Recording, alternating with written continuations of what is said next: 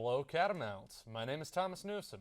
And my name is Rufaro Rutiziria, and this is your weekly news presented by WeTV Catamount Entertainment.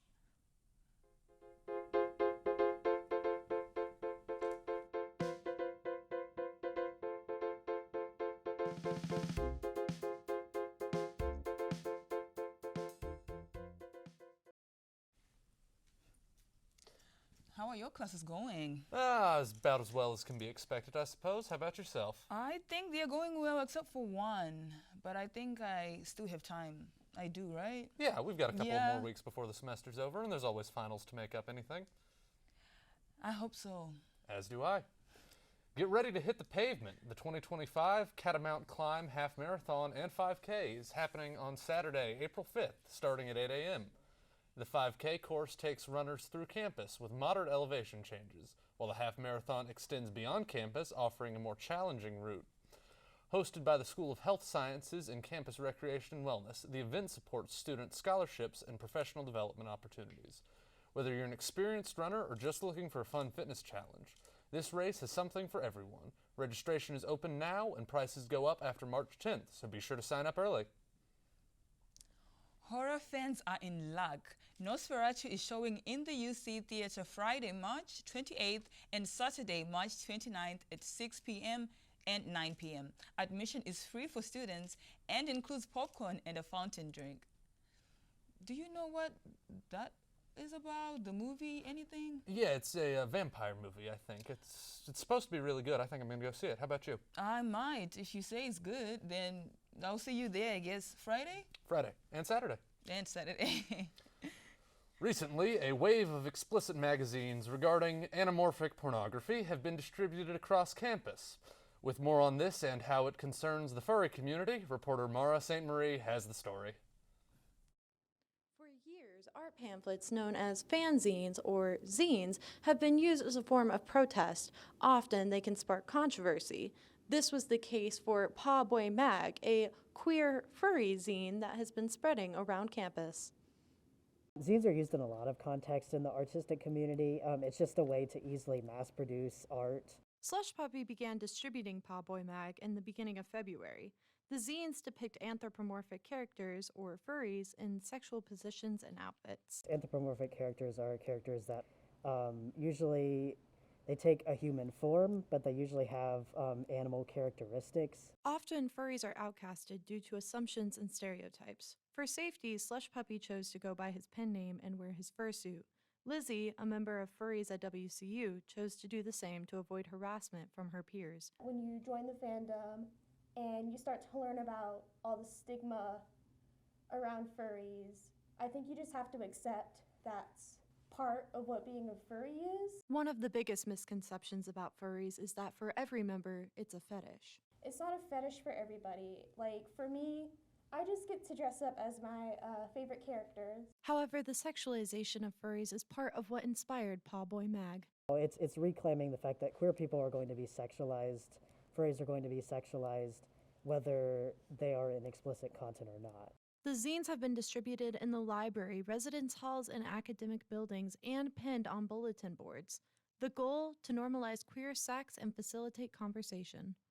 Those conversations do need to be had because ultimately, when sex is not viewed as taboo and it's rather viewed as something normal, it makes it safer for a lot of people, especially people in the queer community. Paw Boy Mag has received pushback from both the general public and the furry community. I don't think that we should just be distributing porn like willy-nilly around campus. I think there's some level of consent that needs to be had.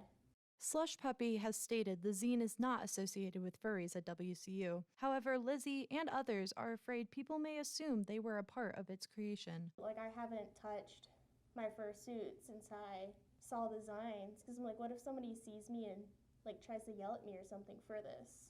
Slush Puppy does plan to continue creating and distributing Paw Boy Mag. It's important to protect members of our community and prioritize that over the comfort level of people who might oppose the community anyways.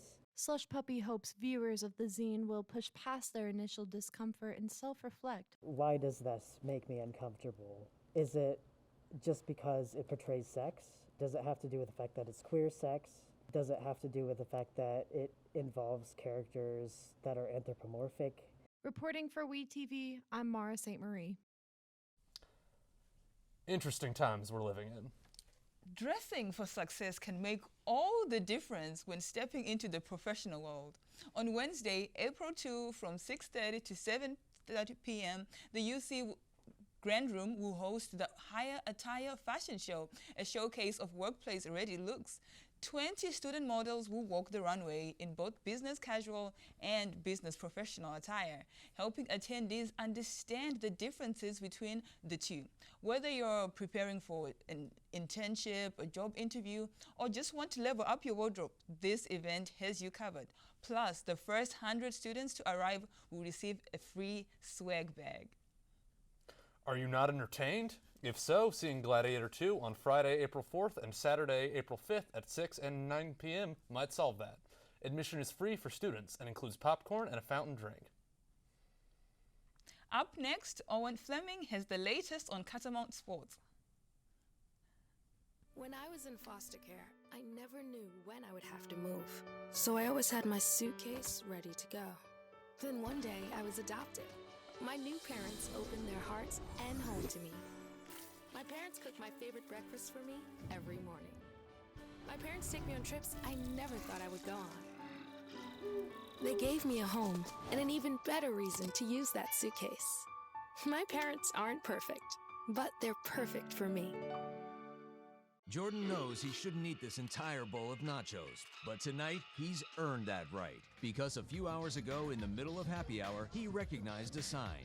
Not from the gods or a bolt of lightning, but from a double heart, a kissy face, and a fourth ha in ha ha ha. That's when Jordan knew he was buzzed. So when it was time to go, he got a ride home instead of driving. Be a legend like Jordan. Recognize your buzzed warning signs and get a ride home. Buzz driving is drunk driving. Do you have prediabetes? North Carolina residents with prediabetes can enroll in a free or low-cost national diabetes prevention program. Trained coaches are standing by. Get started now at joinaprogram.org. Roll over. When you adopt a shelter pet, you discover all the things that make them unique. And your mother. They're a little bit of a lot of things, but they're all pure love. If I could go back and change it all, I would. I think I'm gonna miss you the most. I'm sorry. I'm so sorry. I'm so sorry. Maybe it's just the little moments. If I could go back and change it all, if I could go back, I would. But I can't.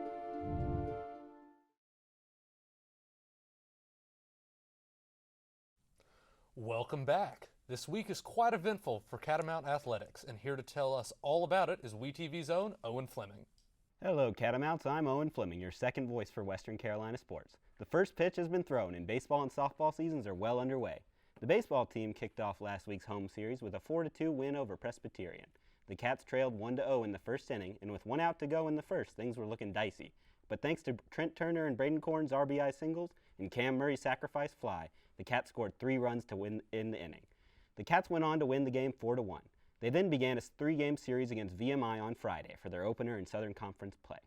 Jalen Jones drove in 2 runs, and Braden Corn hit a 2-run homer in the 6th inning to put the Catamounts up big. Western came out with this victory 7-3, handing VMI starter Evan Palmer his first loss of the season. On Saturday, the Cats were back at it. At the top of the 7th inning, they were down 5-2. Mason Holtland would not go down without a fight and hit a 2-run homer to put the Cats within 1. In the final inning, the Cats had a chance to tie it with a runner on third, but a stray fly ball ensured the close loss. With the series hanging in the balance, the Cats played again on Sunday. Unfortunately, despite a strong offensive output of 7 runs, errors plagued the Catamounts this game.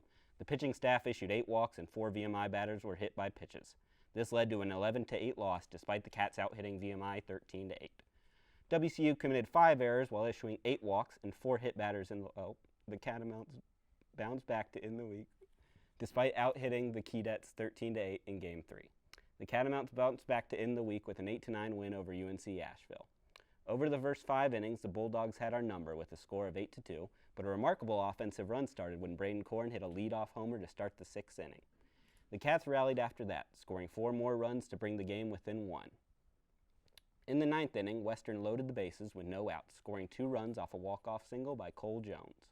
This great display of team effort put the Cats' record at 12-13 as they look ahead to this weekend's series at Mercer. The softball team also had some strong performances. Last Saturday, they started their home series against ETSU with a doubleheader. The Cats swept the doubleheader thanks to an outstanding offensive performance by Lily Bell. She went 5 for 6, including a double, a triple, and 3 runs scored. Sydney Dirks had 4 RBIs, including her team-leading 6th home run of the season. The Cats had a dominant victory with a 6-1 and 11-0 victory. ETSU struck back on Sunday with a 5-2 win thanks to a 3-run 4th inning. However, the Cats still took the series 2-1. On Wednesday, they faced Queens. The game had hit a stalemate with both teams tied in the 7th inning. Sydney Dirks continued her heroics, walking off Queens with her 7th home run of the season, giving the Cats a 3-1 win and an 18-15 record overall.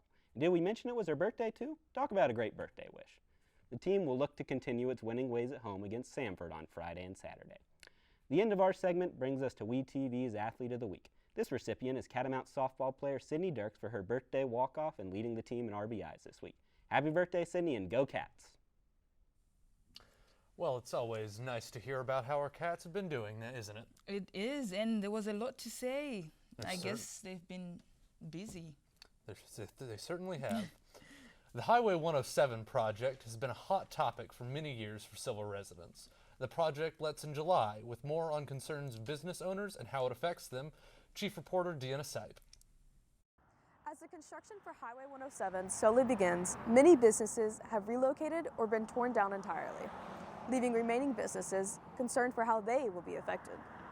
Tagged Out Hunting Supply, in business since February of 2020, is one of the few businesses not required to relocate for construction. We don't really know the outcome of what's fixing to happen. We get very little bit of stuff from the state. Although Hayes gets to stay, the state has bought 8 feet of land in front of his business. My concern how it's going to affect me is my entrance going to be blocked? Are people going to be willing to come down to town and shop with me? It does worry me because not only is this my livelihood, but it takes care of my family. As of right now, 90% of the plans for construction are complete, leaving local businesses no idea what to expect. We have not been told anything on road closures or lane closures or sidewalk closures or, as of right now, I was told that we'll be able to operate, so we just don't know in what capacity. Economic Development Director Bernadette Peters, however, says that construction should not affect the businesses staying in the area. So if there's going to be an access restriction, that's when each of the businesses will talk with DOT and they'll work something out to make sure that they can find access avenues for customers. Silvatown manager Paige Dowling says she hopes that citizens will still continue to support local businesses no matter what. We hope that citizens and visitors will still continue to support the businesses, of course, the same way that they do now. Reporting for WeTV, I'm Deanna Sipe. Up next, a redemption shot from our chefs, Julian and Ryan, and this week's weather forecast with the WeTV's own Jack McBrayer after the break.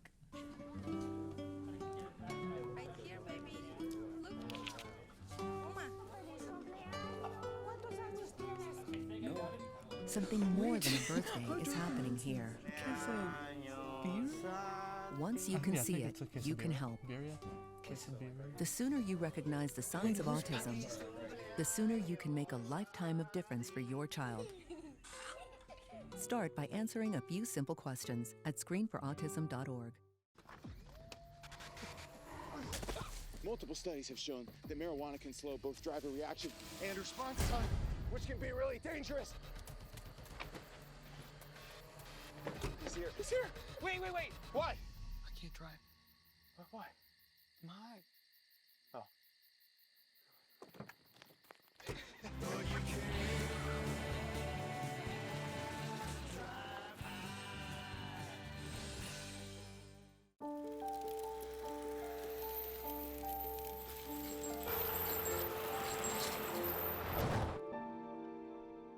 Did you know dragging chains can spark a wildfire? Only you can prevent wildfires. Every day, millions of people are connected. And even though we're overcoming obstacles, watching each other's backs, and banding together, we should still make an effort. we should still make an effort to get to know each other on a deeper level. Father, cosplayer, mentor, actor. It's time we take a step forward. It's time we take a step forward. Come together and discover how accepting our differences can make us stronger. Welcome back, Catamounts. I'm a little nervous about this one, but our in-house chefs, Julian and Ryan, have a quesadilla. Can't wait to see how they mess this one up. Well, that was certainly something. It's clear they didn't get into culinary school. Anyways, this week and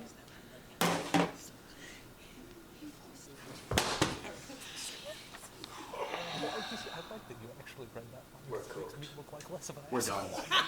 We can't do another episode. Oh, yes, you can.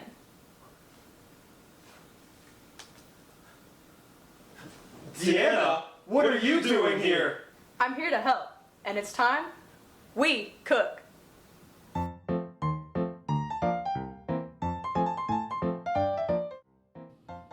Here are your ingredients.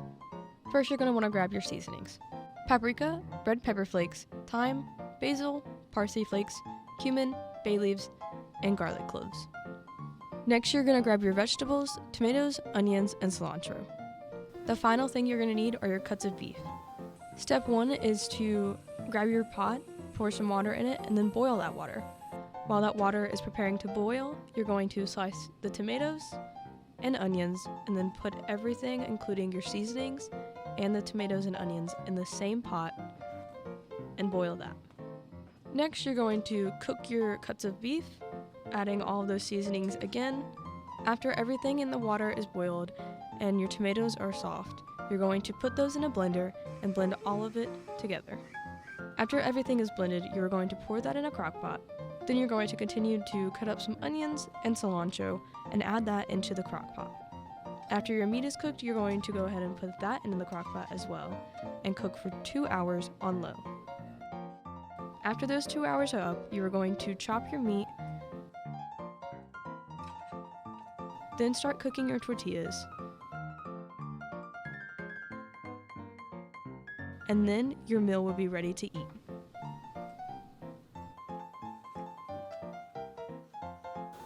This is really good, Deanna. Deanna, where did you go? I think she's dead. Yeah, I think you're right. Down here.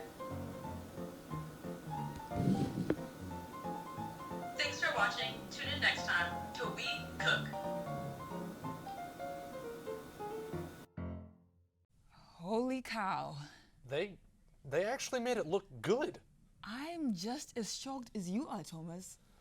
Well, great work, guys. Keep it up and we won't cancel the show. We are deep into the month of March and the weather truly does reflect that. WeTV's own Jack McBrayer has what you need to know with the weather. Welcome everybody to WeTV. Today I'm doing the weather. So to bring you in, we got Friday, which we got a high of 74, about a low of 48 with an average of 73. It's going to be partly cloudy on that day. Then we're going to move into Saturday.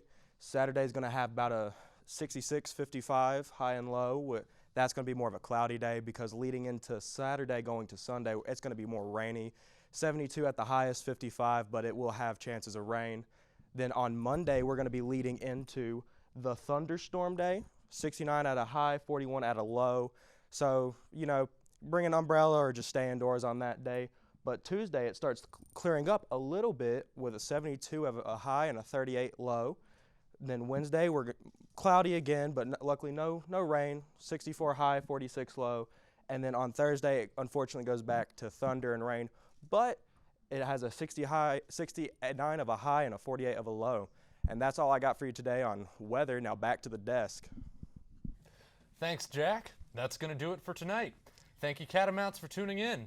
We here at WeTV appreciate your viewership. And as always, Go Cats! Cats.